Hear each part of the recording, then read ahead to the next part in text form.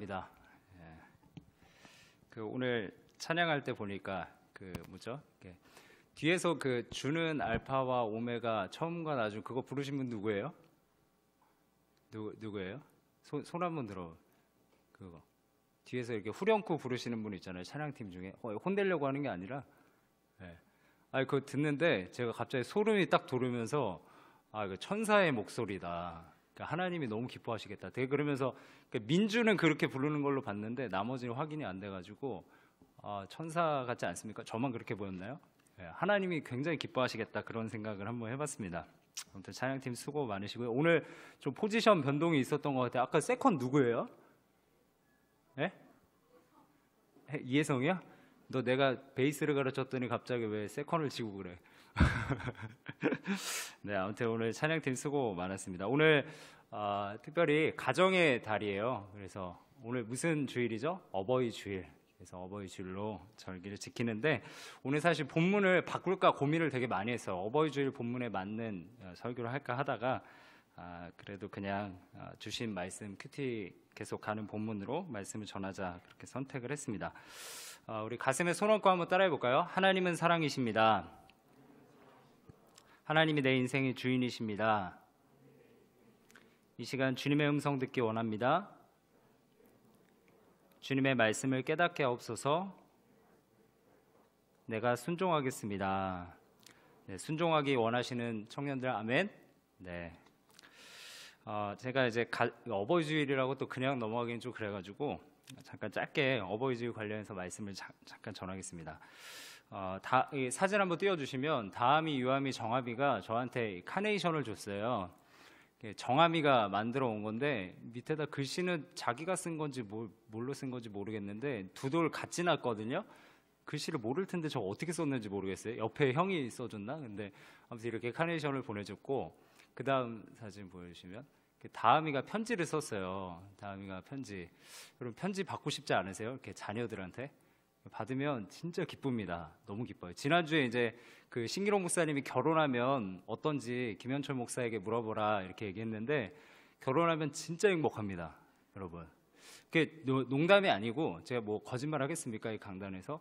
결혼하면 진짜 행복해요. 근데 가면 갈수록 오늘 신기록 목사님도 칼럼에 쓰셨잖아요. 가면 갈수록 당신이 좋아 이 이야기. 그래서 저도 가면 갈수록 저희 아내가 좋고 더 행복합니다. 그래서 여러분들 꼭 결혼하시고 자녀를 낳으셔서 정말 큰 축복을 받으셨으면 좋겠어요. 이게 자녀 안 나오면 몰라요. 뭐 어떤 사랑인지. 그 다음 사연 주시면 유아미 엄마 아빠 딸이라서 행복합니다. 보내줬는데 얼마나 행복한지 모릅니다. 부모님이 우리를 힘들게 할 때가 있으시죠. 그렇죠? 부모님이 힘들게 하실 때가 있어요.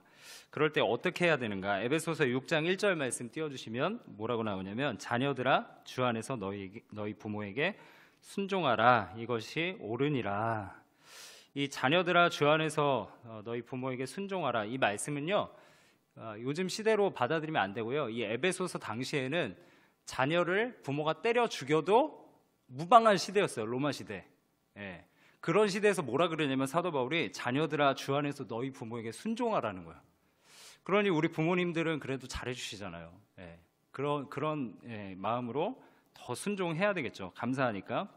옳으니라 이렇게 나와 있는데 이것이 주 안에서 옳다는 거예요. 이 세 가지 뜻이 있는데 첫 번째는 상식이다, 당연하다 이런 뜻이 있고요.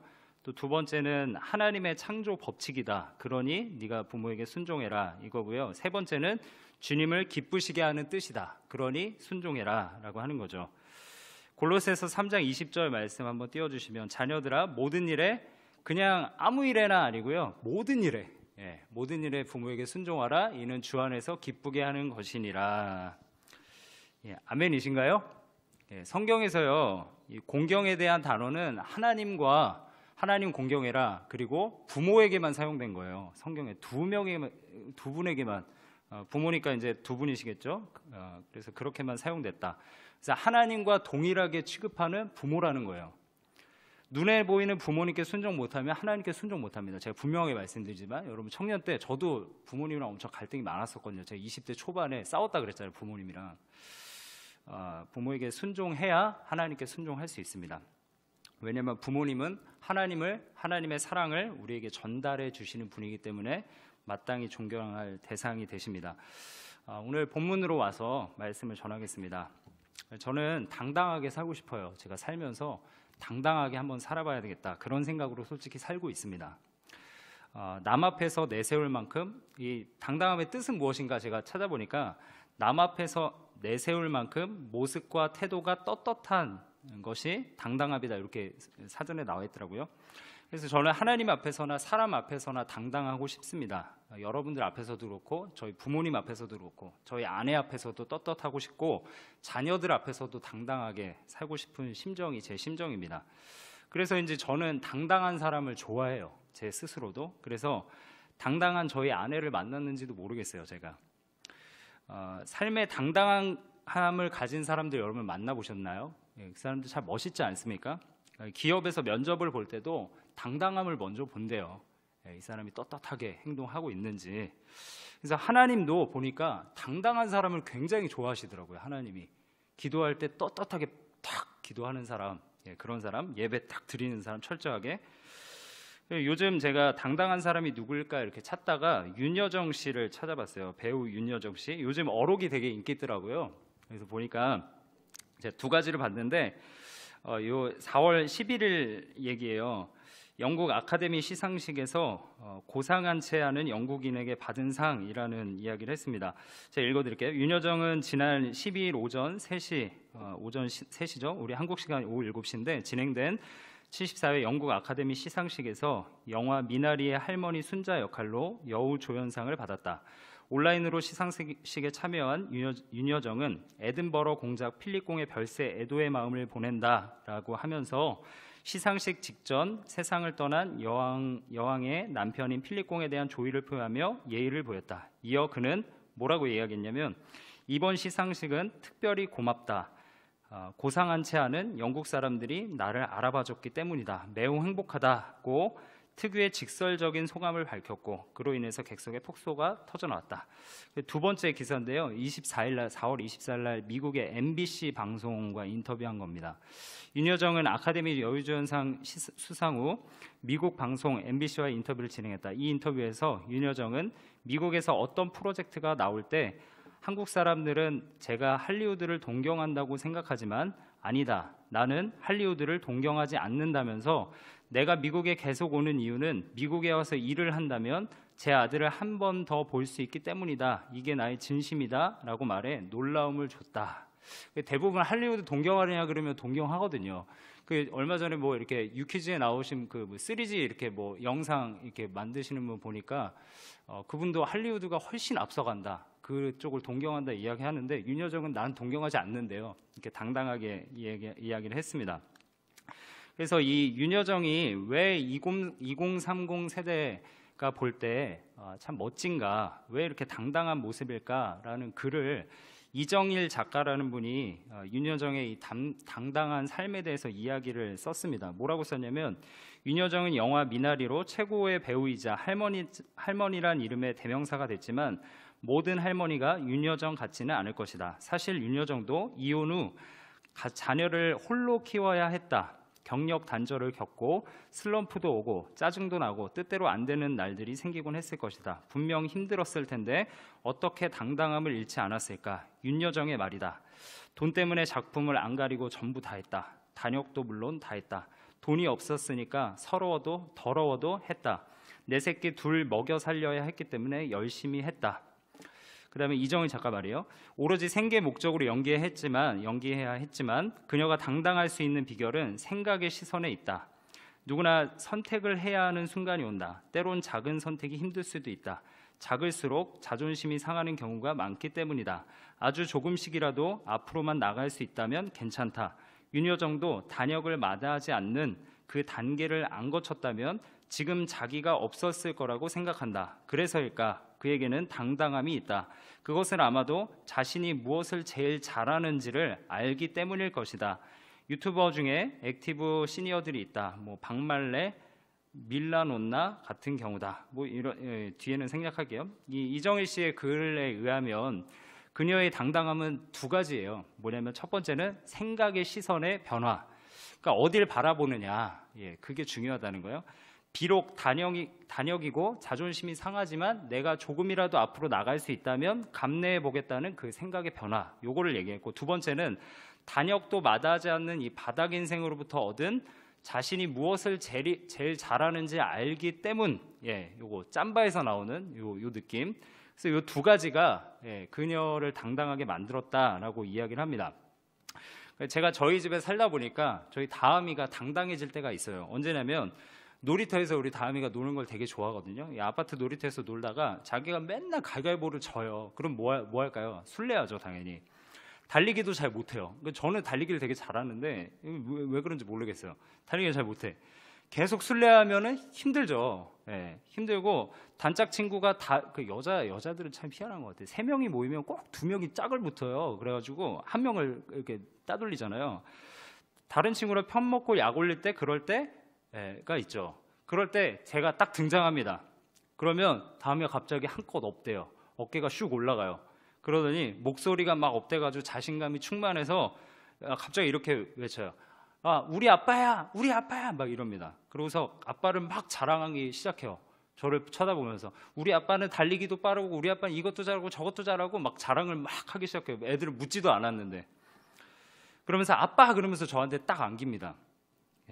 아빠가 오니까 어떻게 된 거예요? 인생에 힘이 나는 거예요. 다음이한테 그 놀이터의 인생은 되게 큰 거예요. 여러분들 되게 별거 아닌 것처럼 생각하는데 그 사회성에 있어서 굉장히 중요한 겁니다.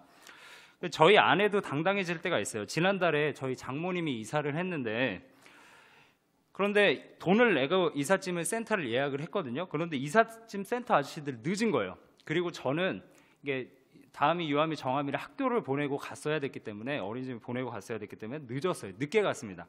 오전에 8시쯤 이삿짐 센터에서 오라고 약속을 하고, 근데 그 아저씨들이 갑자기 자기 일들이 생겼다 그러면서 늦게 온 거예요. 한 3시간인가 늦게 온 거예요. 근데 저희 아내도 당당할 것 같은데 아저씨들한테는 쫄탱이가 되더라고요.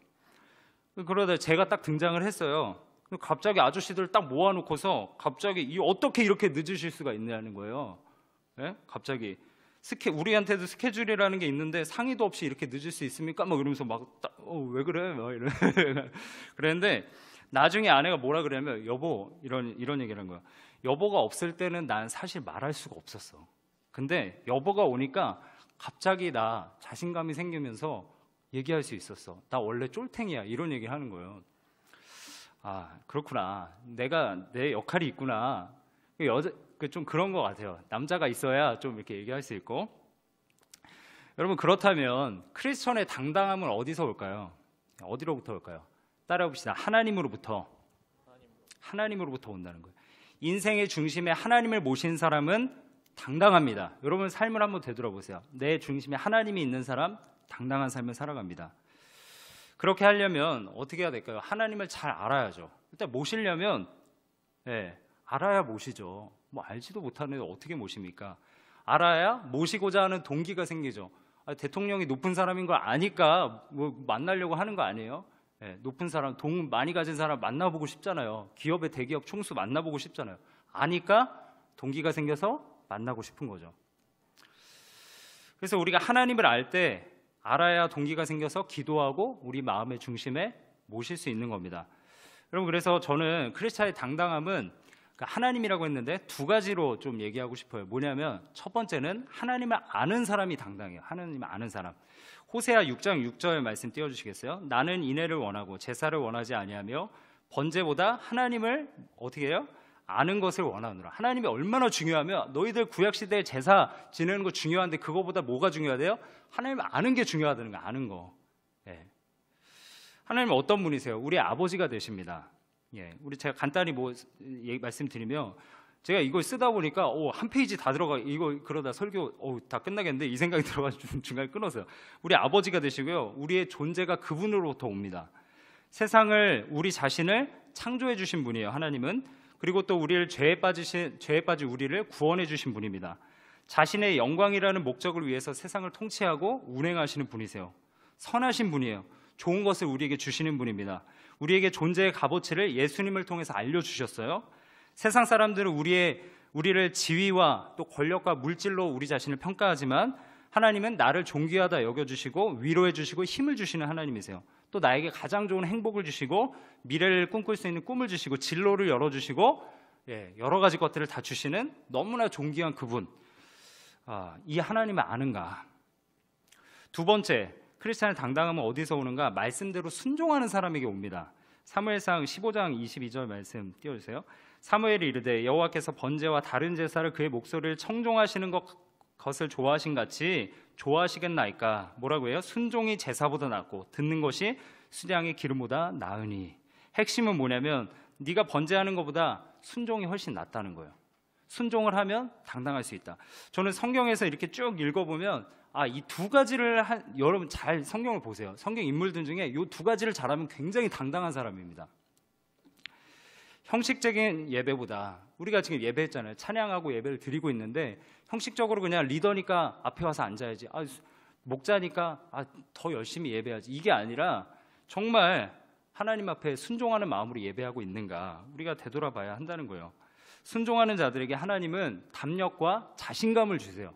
자신감이 내가 가진 걸로 옵니까? 그걸로 안 온다는 거예요.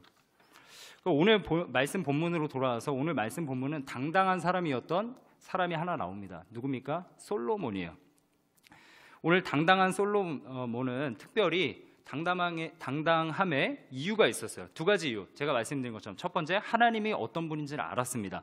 역대상 28장 19절에 보면 내 아들 솔로몬아 너는 내 아버지의 하나님을 알고, 그러니까 다윗으로부터 전해 들었던 하나님을 알았던 것 같아요. 솔로몬은 그냥 자기가 신앙이 있었던 것도 있었는데 아버지 다윗이 신앙을 계속 전수해 준 거예요. 어버이날이죠. 여러분들 신앙이 무엇으로부터 왔습니까? 물론 나 혼자 믿는 사람 정말 대단한 거예요. 진짜 인생 역전한 겁니다. 그런데 거의 대부분은 부모로부터 왔다고요.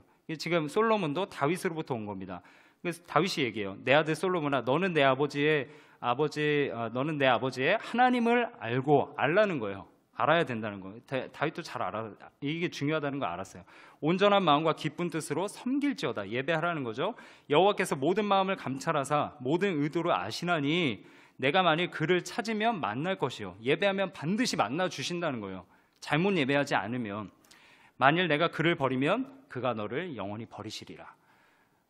버리면 어떻게 되죠? 당당하지 못합니다. 사울의 모습을 보십시오. 다윗과 비교해보면 사울은 하나님 버렸을 때 당당하지 못해요. 믿음 없이 살아갑니다. 쩌리처럼 살아요, 정말. 두 번째, 솔로몬의 당당함의 이유는 순종함에 있었습니다. 오늘 말씀에 보면 솔로몬이 얼마나 순종을 잘하는지를 알 수 있어요.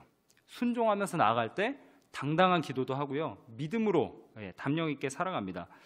우리의 인생에서 하나님을 알려면 어떻게 해야 될까요? 하나님을 알고 싶다. 물론 예배 드려야죠. 공예배 드려야 됩니다. 청년부 예배. 그런데 우리가 말씀 앞으로 다가서야 된다는 거예요. 말씀이 있어야 알 수 있죠. 순종하려면 뭐 해야 돼요? 말씀을 알아야 돼요. 말씀을 알고 순종해야 됩니다. 그러니까 결국에는 하나님을 아는 것이나 순종이나 말씀이 필요하다는 거예요. 그래서 말씀을 중심으로 하는 삶, 말씀을 가까이 하는 삶, 그 사람은 당당한 삶을 살아갈 수 있다. 솔로몬은 이것을 알았고 그래서 그의 삶의 중심에 언약궤를 모셔옵니다. 오늘 그 말씀은 아닙니까? 그래서 당당한 삶을 살아가는 모습을 저는 이 말씀을 통해서 확인을 해요.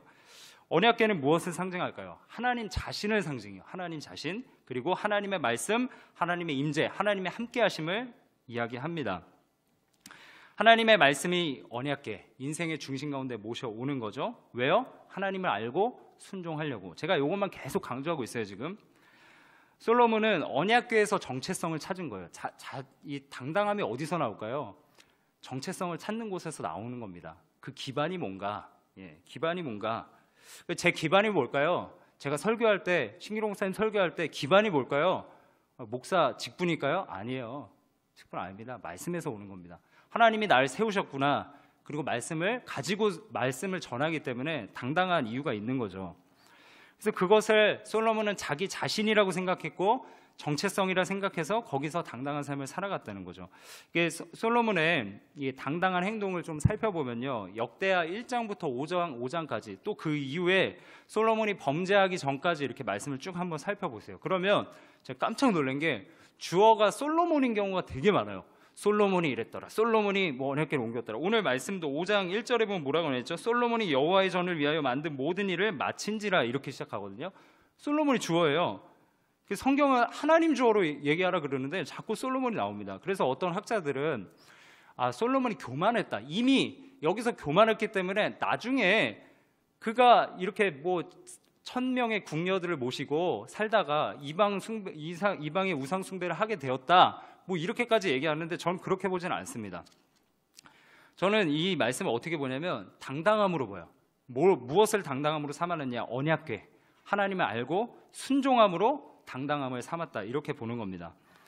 당당한 솔로몬은 어떻게 하는가? 오늘 1절 말씀 보면 솔로몬이 여호와의 전을 위하여 만드는 모든 일을 마친지라. 솔로몬이 또 나와요. 주어가. 그의 아버지 다윗이 드린 은과 금과 모든 기구를 가져다가 하나님의 전 곳간에 두었더라. 2절. 이에 솔로몬이 여호와의 언약궤를 다윗성 곧 시온에서부터 메어 올리고자 하여 이스라엘 장로들과 모든 지파의 우두머리 곧 이스라엘 자손의 족장들을 다 예루살렘으로 소집하니. 2절 말씀 계속 띄워주시면 이에 솔로몬이 언약궤를 메어 올리고자 하여 뭐라 그래요? 이스라엘 장로들과 모든 지파들과 우두머리들을 소집했다는 거예요. 여러분 지금 문재인 대통령은 제가 이런 말씀 드리기 그렇지만 레임덕이 좀 온 것 같아요. 그래서 마지막에 이렇게 좀 많이 숨어 계시는 듯한 그런 느낌이, 제가 뭐 야당 여당 이런 게 아니라 좀 그냥 레임덕이 온 것 같아요. 느낌상 제가. 그런데 솔로몬은 어떻게 하냐면 지금 다 이스라엘 족장들이라고 하면 장로들이라면 뭐라 그러냐면요. 지금 국회의원들 모은 거예요. 여러분 대통령이 국회의원 300명 모으면 올까요? 국회의원들이? 안 옵니다. 다 안 와요. 대통령이 오라 그러면 싫어하는 사람 안 옵니다. 근데 오라 그러니까 온 거예요. 제가 이걸 보면서 뭘 느끼냐면 하나님의 말씀대로 행하는 사람은 리더십도 생기는구나. 저희 은찬이가 저는 이렇게 리더십을 발휘하는 걸 못 봤는데 리더십을 상당히 잘 발휘하는 거예요. 제가 무슨 생각을 해보냐면 하나님이 세우셨다는 확신과 은찬이 마음 가운데 말씀대로 순종하고 있는 마음에 당당함이 생겼구나. 그러다 보니까 또 국장들이 말을 되게 잘 따라요. 그렇죠, 은찬아? 네. 저도 당당하게 살아가는 사람들에게 리더십도 허락하시는구나 라는 생각을 해봤습니다. 또 계속 또 살펴보면 솔로몬의 당당한 행동이 나오는데 하나님께 기도합니다. 여러분 기도가 당당하면 내 신앙을 점검해 볼 수 있는 건 뭐냐면요, 기도가 당당한 거예요. 여기 나왔는데 기도가 안 나와. 여러분 말씀대로 살지 않는 겁니다. 내 마음 가운데 성령 충만하지 않는 거야. 내 정체성이 세상 가운데 있다는 거예요. 그러면 기도도 안 나와요. 오늘 6장 16절 말씀에 보면 뭐라고 나오냐면 이스라엘의 하나님 여호와여 주께서 주의 종 내 아버지 다윗에게 말씀하시기를 내 자손이 그들의 행위를 삼가서 내가 내 앞에서 행한 것 같이 내 율법대로 행하기만 하면 내게로부터 나서 이스라엘 왕위에 앉을 사람이 내 앞에서 끊어지지 아니하리라 하셨사오니 이제 다윗을 위하여 그 허락하신 말씀을 지키시옵소서. 여러분 이런 기도 해봤나요? 이스라엘 하나님 여호와여 그 허락하신 말씀을 지키시옵소서. 말씀을 가지고 기도하는데 그렇게 하는 거예요. 하나님 이렇게 말씀하셨으니까 이대로 지켜주세요 라고 기도해 보신 적 있으신가요? 손 한번 들어보실래요? 이렇게 기도하신 적? 이 당당함이 여기서 나오는 거예요. 말씀대로 내가 행하고 있으니까 언약궤를 하나님 중심으로, 이 성전의 중심으로, 왕궁의 중심으로 모셔놓으니까 당당함이 생겨서 이런 기도도 할 수 있는 겁니다. 하나님 말씀 지켜주세요. 하나님이 택하신 백성들 그 모든 살 길을 열어주시고 진로를 인도해 주신다고 하셨는데, 복을 내려주신다고 하셨는데 내 진로는 왜 이런가요? 하나님 말씀대로 허락하신 말씀을 지켜주옵소서 기도하는 거죠. 다음이가, 제가 다음이 얘기를 많이 해요. 제가 다음이를 자주 만나기 때문에, 자주 만나는 사람 얘기할 수밖에 없잖아요. 다음이가 저한테 당당하게 말할 수 있는 이유는 제가 말을 내뱉었을 때예요. 그 약속이 있을 때 이런 얘기를 해요. 아빠 이거 해준다고 했잖아. 그러니까 이거 지켜. 그럼 제가 어떻게 할까요? 저 해야 돼요. 꼼짝없이. 제가 말한 거에 대해서 책임을 져야 되거든요. 솔로몬은 이런 하나님을 알았던 거예요. 하나님 말씀대로 행하시는 하나님, 내뱉으신 말씀을 절대로 걷어들이시지 않으시는 말씀 중심의 하나님. 그러니까 자기도 말씀 중심으로 살고 나 정체성을 삼고 있고 하나님도 거기에서 말씀에서 정체성을 삼고 있으니 그것을 붙잡고 기도하는 겁니다. 여러분 하나님이랑 딜하려면요 말씀 가지고 딜하십시오. 네, 말씀 붙잡고 기도하세요. 그냥 뭐 하나님 힘들어요 이런 것뿐만 아니라 그것도 간구하세요. 그런데 말씀을 가지고 보다가 우와 이거 말씀 은혜되네 그걸로 끝나지 말고 말씀을 딱 가지고 기도하기 시작하란 말이에요. 그것을 내 인생의 밑바닥에 두고. 그래서 솔로몬이 이것을 알았기 때문에 언약궤를 가져옵니다. 솔로몬의 당당한 기도 잠깐 하나만 더 볼게요. 19절 말씀, 18절 빼고 19절 말씀 보면 그러나 나의 하나님 여호와여 주의 종의 기도와 간구를 돌아보시며 주의 종이 주 앞에서 부르짖는 것과 비는 기도를 들으시옵소서. 하나님 들어달라는 거예요. 20절 주께서 전에 말씀하시기를 내 이름이 거기에 두리라 하신 곳 이 성전을 향하여 주의 눈이 주야로 보시며 종이 이곳을 향하여 비는 기도를 들으소서. 또 이렇게 기도하죠. 당당하게. 21절 주의 종과 주의 백성 이스라엘이 이곳으로 향하여 기도할 때 주는 그 간구함을 들으시되 주께서 계신 곳 하늘에서 들으시고 들으시사 사하여 주옵소서. 우리가 범죄했을 때 주님 용서해 달라는 거예요. 뭘로? 말씀을 기반으로. 솔로몬이 이제 제가 또 말씀을 좀 설명을 드리면 솔로몬이 언약궤를 가져오는 과정과 이런 절차들이 있었습니다. 솔로몬의 이 성전을 짓는 과정을 말씀드리면 즉위 이제 4년째 시작을 했어요. 그리고 7년 동안 지었습니다. 완공을 했습니다. 여러분 만약에 7년 동안 뭔가 건물을 지을 때 우리 교회도 한 1년 반 이 정도면 지었거든요. 그 뭐 아파트들도 보통 2년이면 길게 2년이면 완공돼요. 근데 7년간 자기가 그토록 원하던 성전을 지었으니 얼마나 기쁘겠어요. 제가 보니까 우리 수인교회 성전이 딱 지어졌을 때 권사님들은 막 눈물의 감동 도가니가 되더라고요. 자기가 헌물한 것도 있지만 이 수인교회가 이렇게 세워진 것이 너무나 감사한 거예요. 솔로몬이 얼마나 기뻤겠어요. 7년 동안이나 지었으니 자기 아버지 다윗으로부터 이어받은 계속해서 왜 지었을까? 하나님의 중심으로 모시고자, 그분을 알고자, 말씀대로 살고자. 길이는 27m, 너비는 9m, 높이는 14m 이 정도 되는 성전입니다. 성전 건물이 지었어요. 근데 안에 자리 잡을 물건들이 중요하지 않습니까? 건물이란 게 뭐 겉에만 다 지어졌다고 뼈대만 있다고 되는 거예요. 이 안에 우리가 뭐 이렇게 음향 시스템도 달고 뭐 이렇게 전광판도 있잖아요. 이런 것처럼 안에 뭔가 채워져야 되잖아요. 그래야 구실을 할 수 있잖아요. 건물로서. 그러니까 아파트도 뭐 건물만 지어지고 인테리어만 끝나면 됩니까? 그게 아니죠. 그 안에 누가 들어가야 돼요? 사람이 들어가야 재구실을 하는 거죠. 이 성전도 마찬가지예요. 누가 들어가야 돼요? 사람이 들어가야 되고 특별히 하나님이 들어오셔야 돼요. 가장 중요한 한 가지 법궤가 들어와야 되는 겁니다. 가장 중요한 거예요.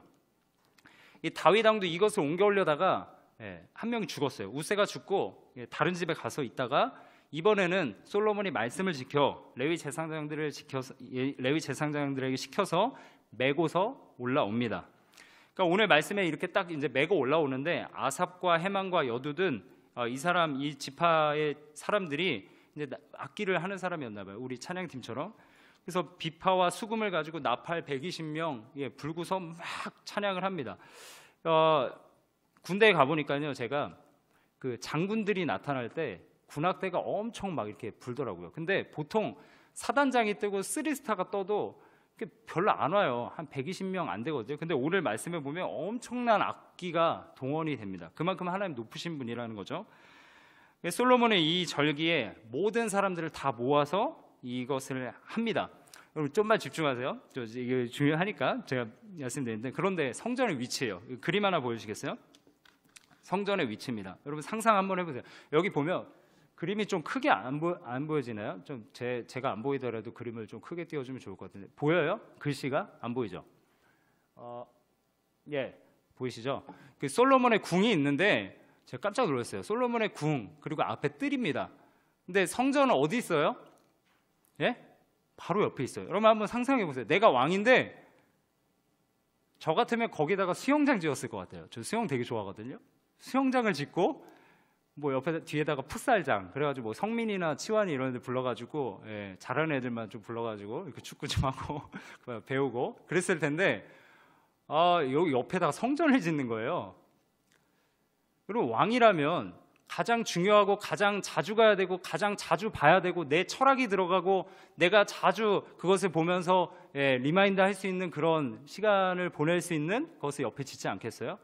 솔로몬은 옆에다가 성전을 지은 겁니다. 뭐 하려고? 예배 드리려고. 정체성이 거기 있기 때문에. 하나님 알려고, 순종하려고. 이게 위치가 이렇게 나왔는데요. 위치도 위에 나와 있죠. 성전이요, 더 높은 곳입니다. 그리고 이 밑에는 이 백성들이 사는 곳이에요. 백성들이. 왕들은 보통 높은 곳에 살았습니다. 그러니까 왕들 성들 보면 다 높잖아요. 왜냐하면 통치를 위에 있다는 거 통치를 상징하는 거예요. 그렇기 때문에 위에서 이제 백성들을 내려다 보면서 이렇게 보는 거죠. 백성들 어떻게 살아가는지도 보고. 근데 오늘 위에 성전은 더 높은 곳에 있는 거예요. 뭔지 알겠어요? 그러니까 중심에 둘 정도가 아니라 자기보다 높은 곳에서 통치할 수 있을 정도까지 만들어내는 겁니다. 여러분 말씀 보고 계시잖아요. 큐티하고 계시잖아요. 이게 정말 나를 통치하냐는 거예요. 예배 드리잖아요. 이렇게 앉아서 예배 드리는 시간 얼마나 소중해요. 청년 때 저는 정말 밥도 막 도시락도 막 싸다니면서 공부 열심히 했습니다. 다리 막 그 끈으로 묶고 안 일어나려고 송곳으로 다리 찔러가면서 보통 그렇게 공부하지 않나요? 아닌가요? 잠 깨려고 막 뺨 때려가면서 일어서서 막 책 보고 도서관에서 저 그렇게 공부했는데 그렇게 너무 아까운 시간이잖아요. 여러분들 이렇게 와서 있는 시간 무엇하러 오시는 거예요? 하나님의 통치를 받으실 줄 믿습니다. 그런 마음으로 오신 줄 믿습니다. 이 솔로몬은 이 위치에서도 이 철학이 드러나는 거예요. 이 궤 안에 뭐가 들어있었느냐? 돌판이 들어있었어요. 모세가 호렙산에서 받아온 겁니다. 하나님께. 10계명이에요. 짧게 얘기하면 하나님이 친히 새겨주신 말씀이에요. 돌판은 뭐냐면 하나님의 말씀, 하나님의 백성들과 하나님과 하나님의 백성들이 관계 맺는 방식, 하나님께서 행하시는 길, 그리고 하나님의 백성들이 행해야 할 길, 그 길을 살아야 할 길을 이 말씀 가운데 적어놓은 겁니다. 솔로몬이 왜 성전을 지었는가? 다시 한번 말씀드리지만 언약궤를 두기 위해서, 정체성 삼기 위해서. 하나님의 백성과 세상 사람들의 차이는 뭐냐면요, 순종하느냐 안 하느냐예요. 하나님을 아느냐 모르느냐 차이입니다. 솔로몬은 지금 이 법궤 하나 모셔오려고 7년 동안 그 성전을 건축했고요, 금과 은과 백향목 다른 나라에서 다 수입해가지고 외교를 통해서 그것을 지은 거예요. 뭐 하려고? 하나님을 알고 순종하기 위해서. 그런데 여러분, 우리의 삶에서 정말 우리의 인생에 하나님이 정말 귀중한 분이시고 중요한 분이시나 고백은 잘합니다. 찬양을 통해서. 그런데 정말 우리의 삶의 인생의 중심으로 모시고 있냐는 거예요. 그 말씀에 순종하며 따르고 있냐는 거예요. 내가 주도권을 다 내려놓고 하나님이 내 인생을 주도하시기를 의탁하고 있느냐는 거예요. 우리가 매 주일 예배를 드리면서 순종하겠다 결단은 많이 합니다. 의지를 드려요. 그런데 잘 되나요? 잘 안 돼요. 저도 청년 때 그 생각을 했어요. 나도 구원파로 좀 갈까? 왜 그랬냐면 너무 힘든 거예요. 예배 드리는데 너무 정체함이 많아가지고 하나님께 예배할 수 없는 극단까지 치달았어요. 제가 그러면서 와, 진짜 구원파는 한 번 구원은 영원한 구원이라 그래서 한 번 죄사함 받았으니, 예수님이 2000년 전에 죄사함 하셨으니, 그리고 미래의 죄까지 다 사해 주셨으니 이제는 회개 안 해도 된다, 이렇게 얘기하거든요. 저도 그게 좋은 거 아닌가? 이 생각이 들었는데 너무 힘든 거예요. 왜냐하면 계속 변질돼요. 결단하고 수련할 때 은혜 받았는데 예배 드리고 정말 뜨거운 열정으로 찬양도 해보고 말씀도 들어봤는데 보고 제가 의지적으로 막 적어보고 막 애를 써봤어요. 율법적으로. 근데 안 되는 거예요. 그리고 솔로몬도 그랬잖아요. 어떻게 돼요? 결국에 넘어집니다. 40년째 됐을 때, 이 왕 초반이거든요. 13년째 이걸 지었거든요. 근데 40년째 아까 말했던 1000명의 궁녀들을 만들고 이방 숭배를, 우상 숭배를 하기 시작합니다. 그러니까 평생의 순종이 인간의 노력과 의지로 안 되는 거죠. 하나님은 그걸 아셨습니다.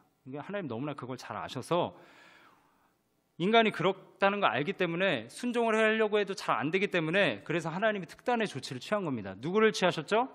예수님을 보내주신 거예요. 이 녀석들 내가 그대로 뒀다가는 다 망하겠구나, 내가 이걸 해야 되겠다. 그래서 예수님 보내주신 겁니다. 말씀이신 그분이 이 땅 가운데 오신 거예요. 어떻게 하셨어요? 우리 마음을, 원래는 솔로몬의 성전 가운데 거하시던 그분이 우리 마음을 성전 삼고 우리 안에 들어와 버리셨어요. 그런데 누구나 다 말씀이 들어와 있는 건 아니에요. 어떻게 해야 돼요? 예수님을 주로 영접하고 마음의 중심에 모신 사람, 하나님을 의지하고 하나님 내 안에 들어와 주십시오 철저하게 고백하고 의지하는 그 사람에게 들어오신다는 거예요. 고린도전서 3장 16절에 보면 이런 말씀이 있어요. 너희는 너희가 하나님의 성전인 것과 하나님의 성령이 너희 안에 계신 것을 알지 못하느냐. 고린도 이 성도들도 몰랐다는 거예요. 성도로서 살아가고 있는데 하나님의 성전인 걸 잊어버린 거예요. 여러분도 마찬가지 아닙니까? 청년으로서 다 알 건 알아요. 하나님의 성전이라는 거 아는데, 하나님의 성령이 우리 안에 계신 것도 아는데 그걸 정말 알고 있느냐는 거예요. 모른다는 거죠. 여러분, 우리는 순종할 수 없습니다. 그래서 하나님이 어떻게 하시냐면 하나님의 영, 예수의 영인 그 성령을 우리 마음 가운데 부어주시는 거예요. 구하라, 찾으라, 두드리라. 마태복음에 나오는 그 말씀이 뭐예요? 성령을 구하라는 거예요. 그러면 우리가 순종할 수 있도록 도와주신다는 겁니다. 믿으시는 분 아멘? 예, 그 성령이 도와주신다는 거예요. 순종할 수 없는 우리를 말씀이신 그분이 우리 가운데 오셔서 그것을 정체성 삼을 수 있도록 도와주시고 그 말씀을 기반으로 순종하면서 온전하게 살아갈 수 있도록, 오늘 말씀의 제목처럼 당당한 삶을 살아갈 수 있도록 도와주신다는 겁니다. 여러분, 우리가 잘나서 당당할까요? 아니에요. 예수님이 계시기 때문에.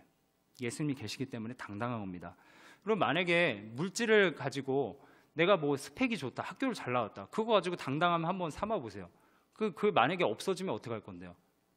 목사님 학교 졸업장은 안 없어지는데요? 그거 만약에 졸업해도 나중에 쓸모가 없어지면, 점점 시대가 그렇게 변하는데 그렇게 되면 어떻게 할 거냐는 거예요. 세상 것들은 다 없어지지만 예수님은 없어집니까? 안 없어집니까? 절대 안 없어져요. 우리 마음 가운데 계시다는 거예요.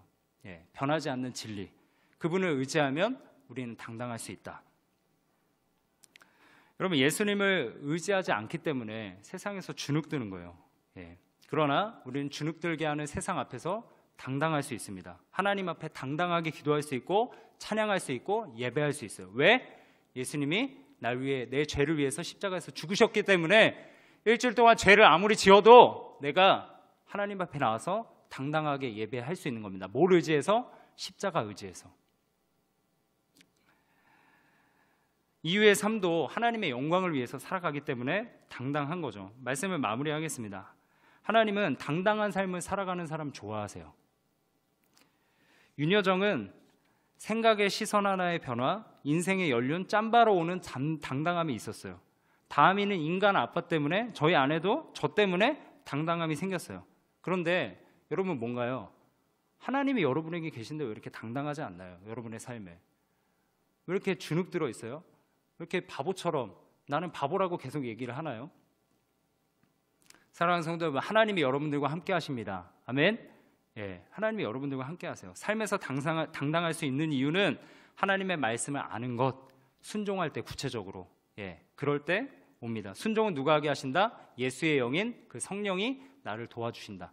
말씀을 보며 의지하며 나아갈 때 순종할 수 있도록 도와주시고, 성령께서는 또 우리에게 그 하나님의 말씀을 생각나게 하시고 가르치시고 진리 가운데 이끌어 주십니다. 여러분, 그래서 당당한 삶을 살아가십시오.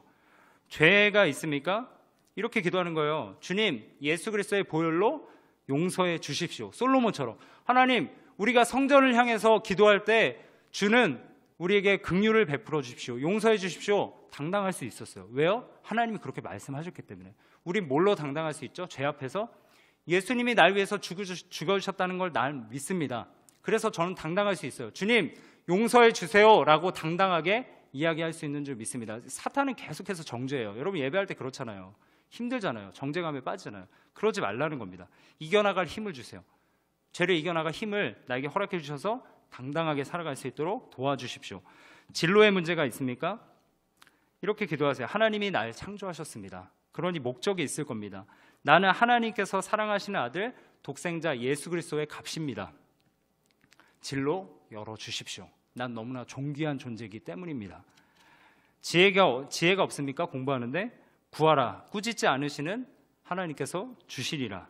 너희 중에 누구든지 지혜가 부족하거든 모든 사람에게 후히 주시고 꾸짖지 아니하시는 하나님께 구하라. 그리하면 주시리라. 말씀 가지고 기도하는 거죠. 고난이 왔습니까? 하나님이 이런 고난을 주셨음을 확인하세요. 그리고 하나님께 간구하십시오. 하나님, 이 고난 하나님께서 주셨사오니 하나님께서 이겨나갈 수 있도록 도와주세요. 고난을 부끄러워하지 마십시오.